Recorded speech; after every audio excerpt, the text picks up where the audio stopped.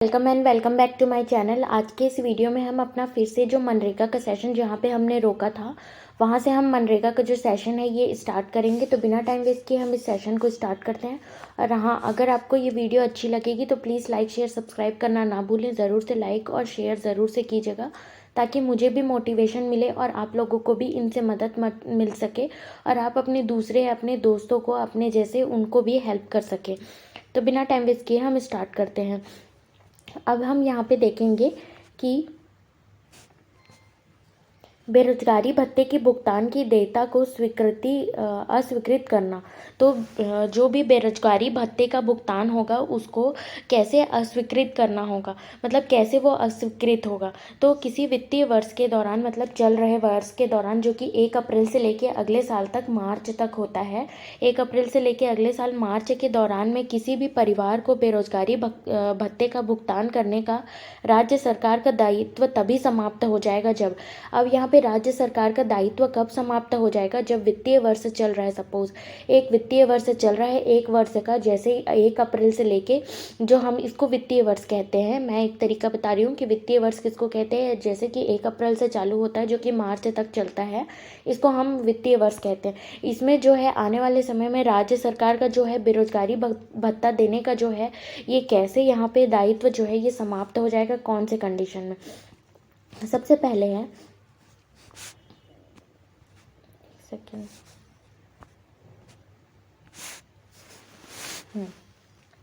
यहाँ पे सबसे पहला कंडीशन है, ग्राम पंचायत या फिर जो कार्यक्रम अधिकारी द्वारा कामगार को खुद या उसके परिवार के कम से कम एक वयस्क सदस्य को तैनात करके कार्य के लिए रिपोर्ट देने के साथ कार्य का आवंटन कर दिया गया है। जैसे कि ग्राम पंचायत जो है इसने क्या किया है, या फिर यहाँ के जो कार्यक्रम अधिकारी होंगे उसके द्वारा जो भी कामगार व्यक्ति होगा, जो भी यहाँ पे काम करने वाला होगा, जो भी इस मनरेगा के तहत काम करने वाला होगा, वो खुद का या फिर अपने परिवार का, उसके परिवार का, खुद का या फिर उसके परिवार का जो है कम से कम एक वयस्क सदस्य को तैनात कर दिया है। ठीक है, तैनात करके कार्य के लिए रिपोर्ट देने के साथ कार्य का आवंटन कर दिया गया है। तो इस कंडीशन में जो है राज्य सरकार का जो है यहाँ पे बेरोजगारी भत्ते का जो भी है ये चीज़ें समाप्त हो जाएंगी। तो ये चीज़ें हैं। नेक्स्ट पॉइंट में है कि ऐसी अवधि जिसके लिए रोजगार मांगा गया है, वह अवधि मतलब ऐसा टाइम जिसके लिए रोजगार मांगा गया था वो समाप्त हो जाती है। सपोज मैंने अपने लिए रोजगार मांगा और वो टाइम जो है ये ख़त्म हो गया और आवेदक के परिवार का कोई सदस्य रोजगार के लिए आगे नहीं आता है। आवेदक जिसने किया था, मतलब आवेदन किया था मैंने, सपोज मैंने, मेरे परिवार से किसी ने आवेदन किया था रोजगार के लिए। अब आवेदन किए एक टाइम हो गया, ठीक है, वह अवधि समाप्त हो गई। अब उस अवधि को समाप्त होने के बाद यहाँ पे राज्य सरकार का दायित्व नहीं बन पाएगा कि वो मतलब बेरोजगारी भत्ते का भुगतान करने का यहाँ पे राज्य सरकार का दायित्व तभी समाप्त हो जाएगा। तो ऐसी अवधि जिसके लिए रोजगार मांगा गया हो लेकिन वो समाप्त हो गया हो और आवेदक के परिवार का कोई सदस्य यहाँ पे रोजगार के लिए आगे नहीं आया है, तब इस कंडीशन में जो है ऐसा होगा। नेक्स्ट है, आवेदक के परिवार के वयस्क सदस्यों ने वित्तीय वर्ष में कुल मिलाकर कम से कम 100 दिन का कार्य पूरा कर लिया हो। अब ऐसा है कि वो परिवार जो है जिसने रोजगार मांगा था वो रोजगार के लिए जुड़ा भी और रोजगार कर भी लिया अपना, मतलब 100 दिन का मिलाकर पूरा अपना काम कर लिया हो। या फिर आवेदक के परिवार ने क्या किया हो, मजदूरी भत्ता जो मिलता है उनको, बेरोजगारी भत्ता जो मिलता है, उसने इतनी राशि प्राप्त कर ली होगी वित्तीय वर्ष के दौरान 100 दिनों के कार्य की मजदूरी के बराबर, मतलब 100 दिनों के कार्य के मजदूरी के हिसाब से उनको बेरोजगारी भत्ता मिल गया होगा। तो यहाँ पे भी राज्य सरकार का जो है दायित्व यहीं पे समाप्त हो जाएगा। ठीक है, अब नेक्स्ट देखते हैं बेरोजगार। ये चीज़ें आपको समझ आई होंगी कि बेरोजगारी भत्ते की भुगतान की देयता को अस्वीकृत करना कब कंडीशन में, कौन से जो बेरोजगारी भत्ता का जो भी भुगतान मिल रहा है उसको अस्वीकृत कौन से कंडीशन में करेंगे। या तो क्या होगा कि 100 दिन का काम उनका पूरा हो गया होगा और उनको बेरोजगारी भत्ता मिल गया होगा, या फिर ऐसा हुआ होगा कि 100 दिन के बराबर उसने अपने पहले ही वित्तीय वर्ष में पूरा क्या किया होगा, उसने अपना बेरोजगारी भत्ता ले लिया होगा। या फिर जिस अवधि में मतलब उन्होंने डिमांड किया था कि उनको रोजगार चाहिए और वो अवधि समाप्त हो गई होगी, तो यहाँ पे भी जो है ये बेरोजगारी भत्ता रोजगार के लिए आगे नहीं आता है, तो ये भी इस कंडीशन में तो मिलेगा ही नहीं। ये चीज़ें थी। ठीक है, अब मैं थोड़ा यहाँ पे ये कहना चाहूँगी कि यहाँ पे आज मैं जहाँ पे रहती हूँ रेंट पे, यहाँ पे कंस्ट्रक्शन का काम चल रहा है, तो अगर डिस्टर्बेंस हो रहा होगा तो अगर ये वीडियो अगर आप फिर से लाने को कहेंगे तो मैं ज़रूर लेके आ जाऊँगी। अब नेक्स्ट है बेरोजगारी भत्ते के दावे को अस्वीकृत करना। बेरोजगारी भत्ते के दावे को अस्वीकृत करना, कैसे अस्वीकृत कर सकते हैं? बेरोजगारी भत्ते के दावे को अस्वीकृत कैसे कर सकते हैं? जो भी आवेदक अपने परिवार को उपलब्ध कराए गए रोजगार को स्वीकार नहीं करता। अब बेरोजगारी भत्ते के वही है कि बेरोजगारी भत्ते की दायित्व जो है कैसे अस्वीकृत हो जाएगी। सपोज कोई आवेदक है, जैसे मैं एक आवेदक हूँ, मैंने क्या किया, अपील किया अपने काम के लिए। अपील नहीं, यहाँ पे ये थोड़ा बड़ा वर्ड हो जाता है। मैंने अपने घर से काम के लिए, मतलब मेरे परिवार में कोई भी काम करेगा उसके लिए मैंने एक डिमांड रखी। अब क्या हुआ कि मेरे घर से कोई भी रोजगार को स्वीकार नहीं करता है, तो करता है या फिर करती है, ठीक है, तो इस कंडीशन में बेरोजगारी भत्ते के दावे को अस्वीकृत कर दिया जाएगा।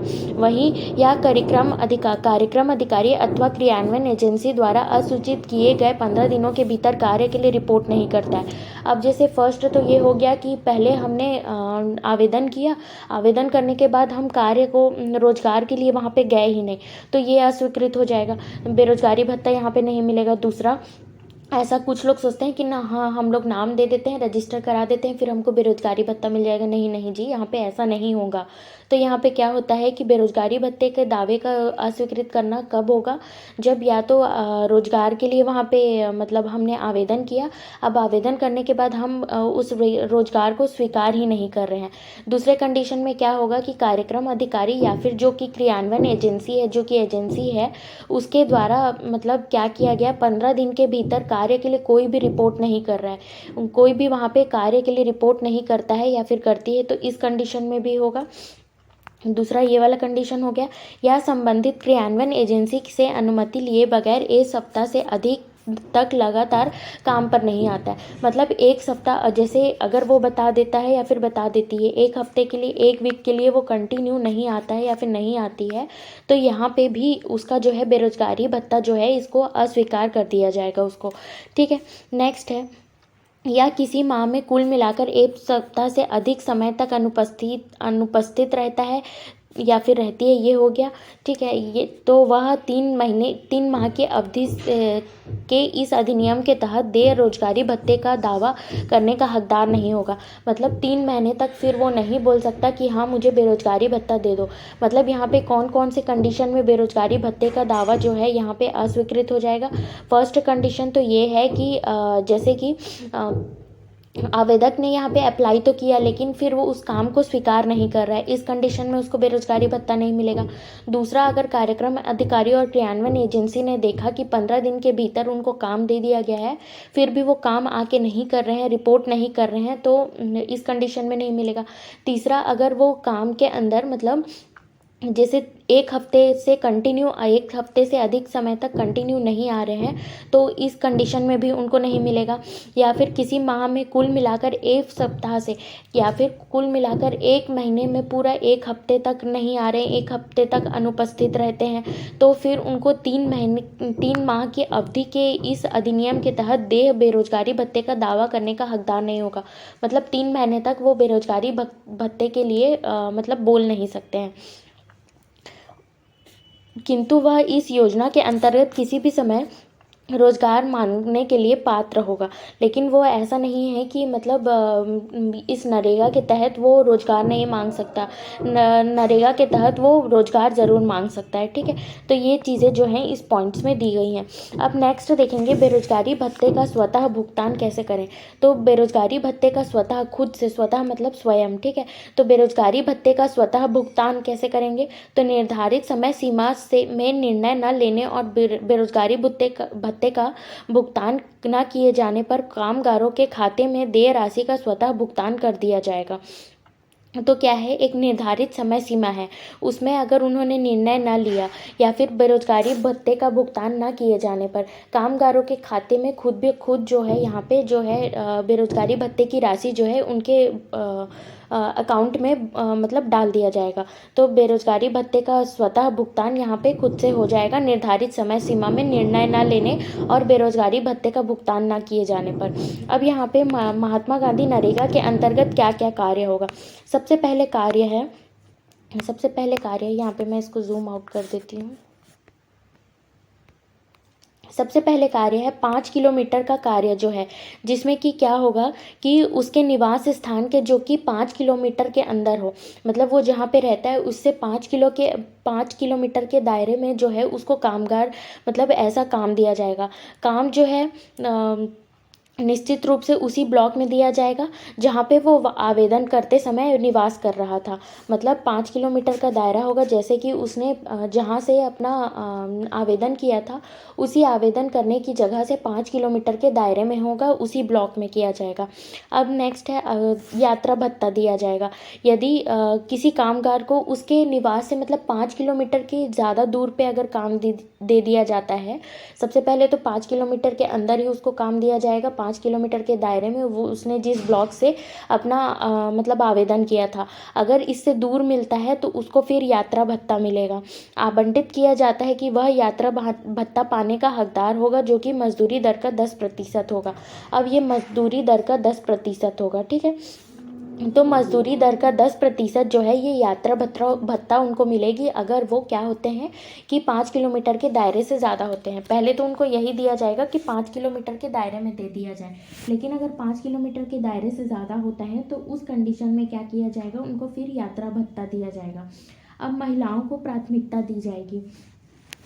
यहाँ पे क्या होगा कि पंजीकृत एवं कार्य करने हेतु आवेदन करने वाले में कम से कम 1/3 महिलाओं को रोजगार मिलेगा। तो ये सबसे पहले इम्पॉर्टेंट हो जाता है याद रखने के लिए, ठीक है। तो यहाँ पे क्या ऐसे याद रख सकते हैं कि हर जगह फीमेल को मतलब इक्वालिटी दी जाती है। तो यहाँ पे महिलाओं को प्राथमिकता देने के नाम पे 1/3 जो है हकदार मतलब 1/3 उनको रोजगार का हकदार दिया गया है। तो जब भी पंजीयन किया जाएगा उस समय ही क्या किया जाएगा, कम से कम 1/3 महिलाओं को रोजगार देने के लिए प्राथमिकता दिया जाएगा।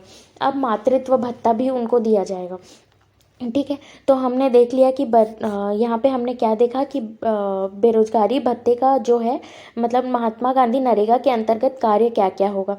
तो इसमें कैसे कैसे कार्य दिए जाएंगे, तो या तो 5 किलोमीटर के अंदर दिया जाएगा, 5 किलोमीटर से दूर होता है मतलब जहाँ से आपने आवेदन किया है सबसे पहले उसी ब्लॉक में दिया जाएगा 5 किलोमीटर के अंदर में। अगर दूर होता है 5 किलोमीटर से बाहर तो 10% जो कि आपके रोजगार भत्ते के बेरोजगारी भत्ते का जो मिलेगा उससे 10% आपको यात्रा भत्ता भी मिलेगा। अब इसमें महिलाओं को प्राथमिकता दी जाती है, जो कि 1/3 यहाँ पे महिलाओं को रोजगार के लिए प्राथमिकता दी जाती है। नेक्स्ट है मातृत्व भत्ता दिया जाता है। 12 महीने में 50 दिन या अधिक दिवस कार्य की हो मातृत्व भत्ता के रूप में उन्हें 1 माह का मजदूरी राशि का भुगतान जो है किया जाएगा। अब क्या है 12 महीने, 12 मंथ हो गया मतलब पूरा जनवरी से लेके जैन से लेके दिसंबर पूरा हो गया। इसमें जो है उसने पूरा 50 दिन का काम पूरा कर लिया होगा, 50 दिन का काम उस महिला ने पूरा कर लिया होगा तो उसको 1 माह का मजदूरी राशि का भुगतान दिया जाएगा। और ये मजदूरी भत्ता जो दिया जाता है, मातृत्व भत्ता जो दिया जाता है, ये किसके द्वारा दिया जाता है, ये भी राज्य शासन द्वारा दिया जाता है। अब छत्तीसगढ़ राज्य वर्ष 2013-14 में मातृत्व भत्ता जो है, जी यार मैं क्या बोल रही हूँ, मातृत्व भत्ता जो है प्रारंभ किया गया, कब किया गया, 2013-14 में प्रारंभ किया गया। सॉरी यार, भूल चूक माफ़ करना, अगर कहीं पे भी मैं गलत मिस्टेक से कुछ भी बोल देती होंगी तो उसके लिए थोड़ा सॉरी मैं बोलना चाहूँगी, क्योंकि क्या बोलूँ, रहने देती हूँ फिर।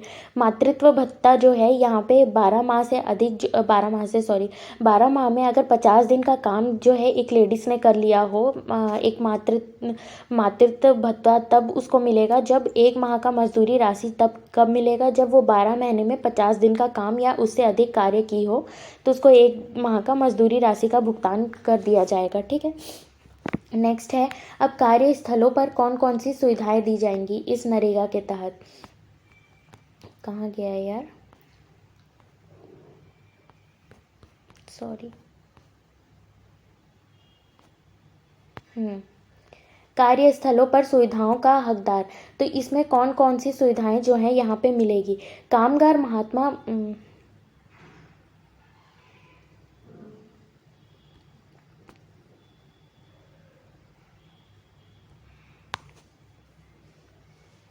कामगार महात्मा गांधी नरेगा कार्यस्थल पर निम्नलिखित सुविधाओं के हकदार हैं।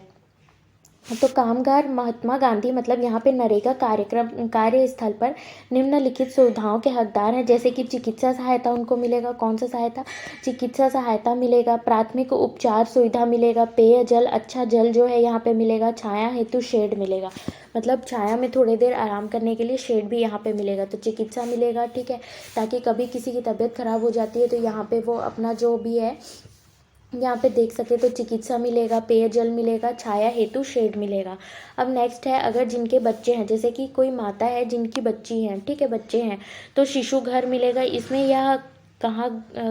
यह कहा गया है कि यदि किसी कार्यस्थल पर काम करने वाली महिलाओं के साथ 5 वर्ष से कम आयु के बच्चों की संख्या 5 या उससे अधिक होने पर शिशु घर की व्यवस्था किए जाने का प्रावधान है। अब जैसे कि क्या होगा यहाँ पे कि शिशु घर, जिसको क्रेच भी कहते हैं, तो इसमें क्या होगा कि शिशु घर में अगर कोई महिला है जिसके 5 वर्ष से कम 5 वर्ष की महिलाओं के साथ अगर ऐसी महिला है जिसके साथ 5 वर्ष से कम आयु का बच्चा होगा, जिसकी संख्या मतलब या तो 5 होगी या 5 से अधिक होगी, तो उसको शिशु घर उपलब्ध कराया जाएगा, ठीक है। अब शिशु घर के बच्चों की देखभाल के लिए उन महिला श्रमिकों में से किसी एक को नियुक्त करने का प्रावधान किया जाएगा, ठीक है। तो ये तो हमने देख लिया कि शिशु घर होगा। सबसे पहले हमने देखा कि अच्छा चिकित्सा होगा, पेयजल होगा, अच्छा पानी होगा और थोड़ा बैठने के लिए शेड होगा, वहाँ पे छाया जिसको कहते हैं, ठीक है, छाया के नीचे आराम कर सके ताकि थोड़ा बहुत।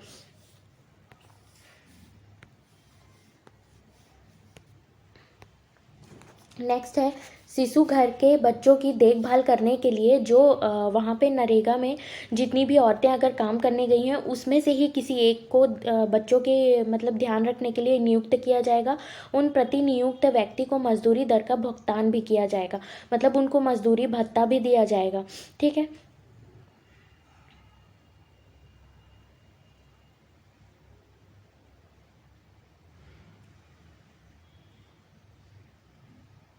और जैसे कि यहाँ पे शिशु घर के मतलब जो भी बच्चों को देखभाल करने के लिए उन जो श्रमिक महिलाएं हैं उनमें से ही नियुक्त किया जाएगा, या फिर ऐसे कर सकते हैं कि उस इलाके में जहाँ पे कोई भी अगर शोषणकारी ऐसी महिला है, ऐसा शोषणकारी जिनके साथ शोषण हो रहा है, ऐसी महिला या फिर बंधुआ मजदूर जो कि बंधुआ मजदूर करने वाली महिला है, या फिर जिनके साथ तस्करी हो रहा है, जैसे बोलते हैं ना वुमेन ट्रैफिकिंग होता है, या फिर ऐसे महिलाओं को भी क्या कर सकते हैं, महिलाओं के बच्चों के देखभाल के लिए वहाँ पे तैनात कर सकते हैं, ठीक है।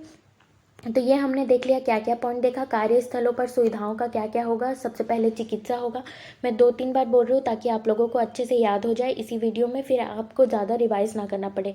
सबसे पहले चिकित्सा होगा, चिकित्सा के बाद पेयजल होगा, पेयजल के बाद छाया यहाँ पे होनी चाहिए, शिशु घर होना चाहिए, शिशु घर में भी क्या होना चाहिए, 5 वर्ष से कम के बच्चे होंगे, 5 से अधिक या 5 से अधिक होंगे तब शिशु घर के लिए यहाँ पे जो है प्रावधान किया जाएगा। शिशु घर के बच्चों की देखभाल उन श्रमिक महिलाओं जो होंगी उन्हीं में से जो है यहाँ पे क्या करेंगी, उसका देखभाल करेंगी। या तो ऐसा नहीं हुआ तो उस कंडीशन में और क्या हो सकता है कि आसपास एरिया में कोई भी तस्करी वाली महिलाएं हैं या फिर जिनके साथ तस्करी हो रहा है, ह्यूमन ट्रैफिकिंग, वुमेन ट्रैफिकिंग जिसको कहते हैं, या फिर बंधुआ मजदूर महिला हैं, या फिर शोषणकारी परिस्थितियों में जीने वाली महिला है, उनको यहाँ पे दिया जाएगा। वो शिशु घर में बच्चों का ध्यान रखेंगे और उसको बेरोजगारी भत्ता भी दिया जाएगा। अब काम करते समय जो है चोट लगने, दुर्घटना होने या फिर मृत्यु होने के मामले में उनके हकों के बारे में बताया गया है, ठीक है। तो कामगारों को अगर जैसे कि काम करते टाइम कोई चोट लग जाता है, दुर्घटना हो जाता है या फिर मृत्यु हो जाता है, मतलब उनके हकों के बारे में, ये सारी चीज़ों के बारे में भी उनको बताया गया है। तो योजना के अंतर्गत क्या बताया गया है, किसी व्यक्ति को किसी भी दुर्घटना के कारण, कोई भी व्यक्ति है उसको किसी भी दुर्घटना के कारण या फिर उसके रोजगार के दौरान यदि कोई व्यक्तिगत चोट लग जाती है तो वह मुफ्त में आवश्यक चिकित्सा उपचार का हकदार होगा। सबसे पहली बात, अगर वो जैसे कि वहाँ पे जिस जगह पे काम कर रहा है नरेगा के तहत, अगर उस टाइम पे काम कर रहा है तो उस दौरान उसको कहीं भी चोट लग जाती है तो फ्री में उसका ट्रीटमेंट होगा, ठीक है।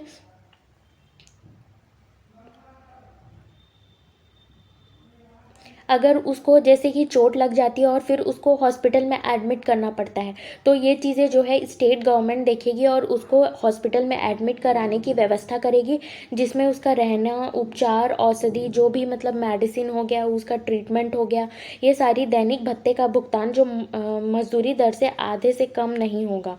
ठीक है, तो मजदूरी दर के आधे से कम नहीं होगा, मतलब मजदूरी दर है उसके आधे से कम नहीं होगा, मजदूरी दर है उसके आधे से कम नहीं होगा। ठीक है, तो 243 मतलब अभी वित्तीय वर्ष में मजदूरी दर है उसके आधे से, इसका आधा कर देंगे, आधा पैसा से कम नहीं होगा, आधा पैसा जो है ये होगा। यदि योजना के अंतर्गत नियोजित व्यक्ति की मृत्यु हो जाती है, यदि इस मतलब काम करते टाइम जो है मृत्यु हो जाती है व्यक्ति की, या फिर दुर्घटना से और रोजगार के दौरान स्थायी रूप से विकलांग हो जाता है, तो उसे या उसके कानूनी वारिश को, जैसा भी मामला हो, कार्यान्वयन एजेंसी द्वारा प्रधानमंत्री सुरक्षा बीमा योजना के अंतर्गत पात्रता के अनुसार या केंद्र सरकार द्वारा अधिसूचित अनुग्रह राशि दी जाएगी। अब जैसे कि जो काम कर रहा है वो व्यक्ति, उसका जो है डेथ हो जाता है, बाई चांस वो दुर्घटना के साथ वो काम करते करते उसकी डेथ हो जाती है, या तो वहाँ पे क्या हो जाता है कि ऐसा कुछ हादसा होता है कि वो विकलांग हो जाता है, तो उसको प्रधानमंत्री सुरक्षा बीमा योजना के तहत जो भी उसकी राशि होगी, मतलब ये केंद्र सरकार द्वारा अधिसूचित अनुग्रह राशि दी जाएगी। ठीक है, नेक्स्ट है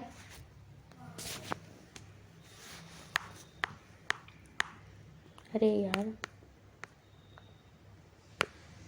हमने यहाँ तक देख लिया। नेक्स्ट है, यहाँ पे ये कट गया है, मैं फिर भी बता देती हूँ। जैसे कि क्या होता है कि कोई भी जैसे इस योजना के तहत अगर कोई काम करने आ रहा है, उसके साथ, उस व्यक्ति के साथ किसी बच्चे को दुर्घटना के कारण कोई व्यक्तिगत चोट लग जाता है, मतलब उसके साथ कोई बच्चा आता है और उस बच्चे का दुर्घटना के कारण कोई व्यक्तिगत चोट लग जाती है। ठीक है, अगर कोई काम करने आ रहा है, कोई नियोजित व्यक्ति है वहाँ पे, कोई काम करने आ रहा है, उसके साथ बच्चा आ रहा है, उस बच्चे को काम करने के वक्त पे दुर्घटना हो जाती है उसके साथ और व्यक्तिगत चोट लग जाती है, तो उसे भी क्या होगा, मुफ्त चिकित्सा जो है, फ्री ट्रीटमेंट वहाँ पे मिलेगा, फ्री ट्रीटमेंट का हकदार होगा। मतलब उक्त दुर्घटना के कारण बच्चे की मृत्यु या अपंगता के मामले में राज्य सरकार द्वारा दिए गए निर्धारण के अनुसार कानूनी अभिभावकों को अनुग्रह राशि का भुगतान भी किया जाएगा।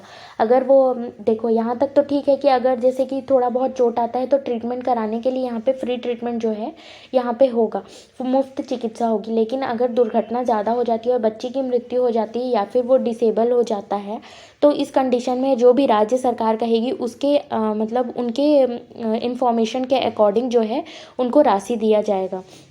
अब यहाँ पे हम अन्य महत्वपूर्ण तथ्य देखेंगे। अब हम यहाँ पे इतने देर से बेरोजगारी भत्ता, मजदूरी दर के बारे में बात कर रहे हैं, तो मैंने अभी तो बता दिया कि 1 अप्रैल 2024 से, ये 1 अप्रैल 2024 से 243 रुपीज़ जो है वित्तीय वर्ष 2024-25 में ये कितना है, 22 रुपये बढ़ गया है। पहले क्या था, ये 221 रुपये था, तो ये इसमें 22 रुपये की बढ़ोतरी हुई है। तो कितने रुपए की बढ़ोतरी हुई है ये याद रखना ज़रूरी है। तो यहाँ पे ये 22 रुपये की बढ़ोतरी हो गई है।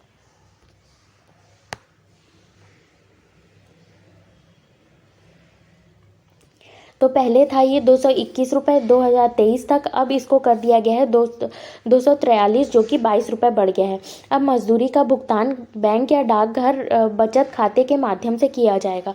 अब मजदूरी का भुगतान जो है बैंक या डाकघर बचत खाते के माध्यम से किया जाएगा। अब मजदूरी एवं सामग्री अनुपात, अब मजदूरी का जो है अनुपात कैसे मिलेगा, तो ये रेशियो कैसे देंगे, मतलब ये रेशियो कैसे मिलेगा, तो योजना के हिसाब से जो भी जिला स्तर पर वर्ष में किए गए व्यय राशि पर मजदूरी एवं सामग्री का 60:40 के अनुपात में रखे जाने का प्रावधान है। तो 60-40 का जो है यहाँ पे अनुपात रखा गया है, इस हिसाब से उनको जो है राशि दी जाएगी। जैसे कि मैंने इससे पहले टेबल दिखाया भी था कि जैसे कि वन क्षेत्र में क्या है, वन क्षेत्र में जो है 150 है, फिर अगर वहीं सूखा या आपदा वाला क्षेत्र है तो वहाँ पे 200 है, तो 150 जो है कौन देगा, यहाँ पे राज्य सरकार देगा, और फिर 50 रुपये जो है 150 जो है केंद्र सरकार देगा, और फिर 50 रुपये राज्य सरकार देगा। वैसे ही जो हमने कल देखा था कल में देखा था ना हमने कि कैसे जो है यहाँ पे राशि का भुगतान करेंगे। जैसे 150 जो है भारत सरकार देगी अगर वो आपदा वाले क्षेत्र में है या सूखा क्षेत्र में है, और 50 रुपये जो है राज्य सरकार देंगी। तो ये भी याद रहना ज़रूरी है, ठीक है। तो यहाँ पे 60:40 का जो है यहाँ पे अनुपात इनको मिलेगा। नेक्स्ट है भुगतान की प्रक्रिया क्या है। तो योजना का मजदूरी NEFMS national electronic fund management system एवं सामग्री तथा प्रशासनिक भुगतान EFMS electronic fund management system प्रणाली से PFMS public financial management system के माध्यम से श्रमिकों के बैंक पोस्ट ऑफिस खातों में किए जा रहे हैं। तो भुगतान का प्रक्रिया क्या है।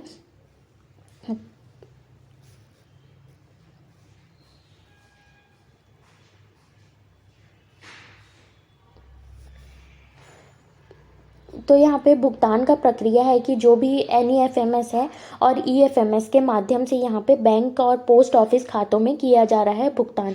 अब नेक्स्ट है ट्रांसपेरेंसी, जिसको कि पारदर्शिता भी कहते हैं, और उत्तरदायित्व, ठीक है।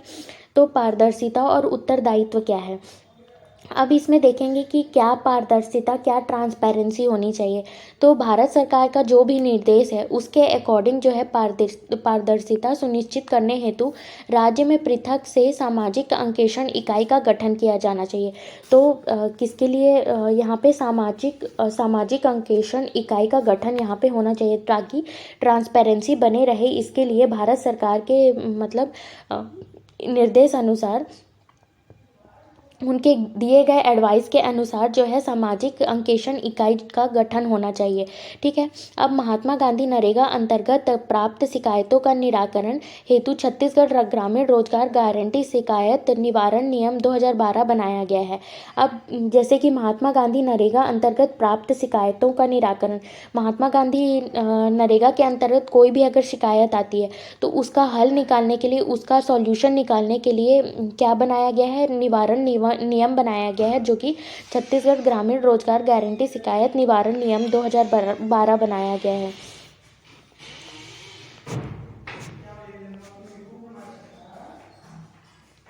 तो अगर जैसे कि महात्मा गांधी नरेगा के अंतर्गत किसी को भी कोई शिकायत होती है, उस शिकायतों का निवारण करने के लिए, सॉल्यूशन करने के लिए निवारण नियम बनाया गया है, छत्तीसगढ़ ग्रामीण रोजगार गारंटी शिकायत निवारण नियम, जो कि 2012 में बनाया गया है। और इसको राजपत्र में प्रकाशन भी किया गया था 11 मई 2012।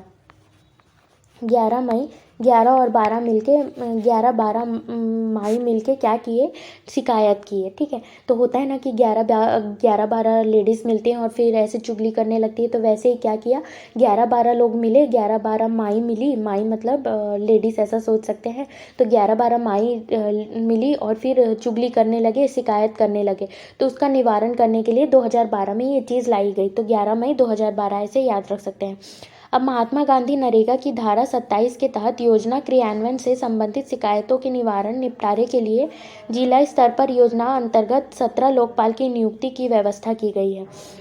अब महात्मा गांधी का जो नरेगा की धारा 27 के तहत योजना क्रियान्वयन से संबंधित, योजना का जो भी क्रियान्वयन होगा उससे संबंधित जो है शिकायतों के निवारण निपटारे के लिए, मतलब यहाँ पे क्या है कि अगर मनरेगा में कोई भी शिकायत आता है, उसमें कोई भी शिकायत हो रहा है, तो इसका तो सबसे पहले एक वो बनाया गया है, कमेटी बना दी गई है कि हाँ इसके लिए एक कमेटी बना देते हैं, निवारण नियम बना दिए हैं 2012 में, ठीक है। और उसको राजपत्र में प्रकाशन भी किए थे। 11-12 मई जब मिलके क्या की, चुगली करके शिकायत की, तो 11 मई 2012 ऐसे याद रख सकते हैं।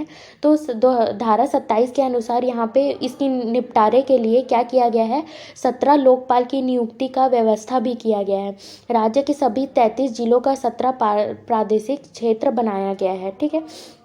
नेक्स्ट है जिले के लोकपाल द्वारा पारित अवार्ड के विरुद्ध सुनवाई हेतु राज्य स्तर पर त्रिस्तरीय अपीलीय प्राधिकरण का गठन किया गया है। अब जिलों के लोकपाल द्वारा पारित अवार्ड के विरुद्ध सुनवाई हेतु, मतलब जो भी जिलों के लोकपाल द्वारा पारित अवार्ड के विरुद्ध सुनवाई हेतु राज्य स्तर पर कितने, त्रिस्तरीय, जो कि होता है ग्राम पंचायत, पंचायत समिति और लास्ट वाला जिला होता है, ठीक है। तो त्रिस्तरीय अपीलीय प्राधिकरण का गठन किया है ताकि वहाँ पे वो अपील कर सके तीनों लेवल पे। अब हम देखेंगे कि मनरेगा के अंतर्गत शामिल कौन कौन से क्रियाकलाप है, मतलब कहाँ कहाँ पे कौन कौन से क्रियाकलाप हैं। जैसे कि भूमि का विकास करना, जल का संरक्षण करना, जल संग्रहण करना, सूखा बचाव करना, वन रोपण और वृक्षारोपण, ये सारी चीज़ें आ जाएंगी। नहरों में सिंचाई करना, सूक्ष्म एवं लघु सिंचाई कार्य भी हो सकता है। परंपरागत जल स्रोतों का पुनरुद्धार करना, बाढ़ नियंत्रण तथा सुरक्षा एवं प्रभावित क्षेत्र में जल निकासी की व्यवस्था करना, बारहमासी सड़क निर्माण एवं जहां पुलिया आवश्यक हो वहां पुलिया निर्माण करना, राज्य सरकार से परामर्श के बाद केंद्र सरकार द्वारा अधिसूचित अन्य कार्य करना। ठीक है। अब इसका स्रोत क्या है? वार्षिक मास्टर परिपत्र ग्रामीण विकास मंत्रालय भारत सरकार द्वारा। ठीक है, ये सारी जगह से स्रोत है इसका। तो मतलब मनरेगा के अंतर्गत कौन कौन से क्रियाकलाप है, कौन कौन सा क्रिया जो है यहाँ पे शामिल है। तो भूमि विकास हो गया, जल संरक्षण हो गया, वन रोपण, वृक्षारोपण मतलब एफॉरेस्टेशन करना, फिर सिंचाई करना। ठीक है, फिर उसके बाद जल स्रोतों का पुनरुद्धार करना, ये सारी चीज़ें, बाढ़ का नियंत्रण करना, ये सारी चीज़ें देखी जाएंगी। अब मनरेगा योजना की प्रगति छत्तीसगढ़ आर्थिक सर्वेक्षण 2024-25 के अनुसार। तो ये जो डेटा है आप लोग देख लीजिएगा, इसको मैं रीड करके अपना टाइम वेस्ट नहीं कर रही हूँ और आप लोगों का भी टाइम वेस्ट नहीं कर रही हूँ। ये स्लाइड्स यही हैं, ये वीडियोस यही हैं, ये डिलीट नहीं होंगी या ना मैं डिलीट करूँगी। तो अगर खुद से होती हैं तो मुझे आइडिया नहीं है, अगर हो जाती हैं तो मैं फिर से वीडियो ले आऊँगी। लेकिन आप लोग अपना साथ ज़रूर बनाए रहना बस। तो ये जो है जो चार्ट दिया हुआ है ये आप लोग देख लीजिएगा। अब विलंबित मजदूरी भुगतान के लिए मुआवजा, अगर जैसे मजदूरी भुगतान का जो है ये लेट हो जाता है, मजदूरी भुगतान जो है ये लेट हो जाता है, तो उसके लिए मुआवजा क्या है। तो मनरेगा की धारा 3 के अनुसार श्रमिक साप्ताहिक आधार पर मजदूरी भुगतान के हकदार होते हैं। मतलब अगर जैसे मनरेगा की धारा 3 क्या कहती है, धारा 3 ये कहती है कि जो भी श्रमिक है उसको साप्ताहिक आधार पर, मतलब सप्ताह के आधार पर उसको मजदूरी भुगतान जो है यहाँ पे वो मिलेगा। तो सप्ताह के आधार पर उसको मजदूरी भुगतान यहाँ पे मिलेगा। और मनरेगा अधिनियम के अनुसूची 2 के पैरा 29 के अनुसार मास्टर रोल बंद होने के 16वें दिन के बाद के विलंब के लिए भुगतान न की गई मजदूरी पर प्रतिदिन 0.0% की दर से मुआवजा भुगतान के लिए हकदार होता है। ठीक है, तो ये जो दो अनुसूची और धारा बताई गई है, अनुसूची 2 के अनुसार क्या है कि इसमें बताया गया है कि मास्टर रोल अगर बंद हो जाता है उसके 16वें दिन के बाद, ठीक है, उसके 16वें दिन के बाद अगर विलंब के लिए भुगतान ना की गई। ठीक है,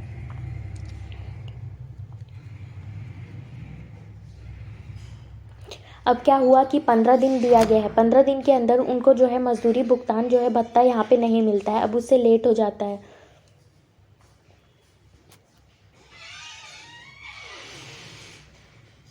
यहाँ पे क्या होता है, 15 दिन से एक्स्ट्रा हो जाता है। 15 दिन से एक्स्ट्रा होने के बाद अब क्या होगा, 16वें दिन हो गया, तो 16वें दिन से उनको क्या होगा, प्रतिदिन हर एक दिन में 0.5 मतलब 0.05% की दर से उनको मुआवजा मिलेगा। ठीक है, मुआवजा के वो हकदार होंगे। नेक्स्ट है मनरेगा के अंतर्गत संचालित योजनाएं।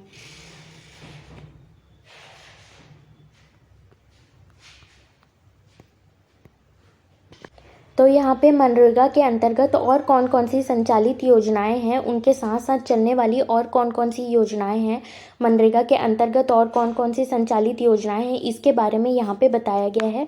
तो ये मैं वैसे आप लोगों के साथ शेयर कर दे रही हूँ। ये कहाँ से आ गया भाई,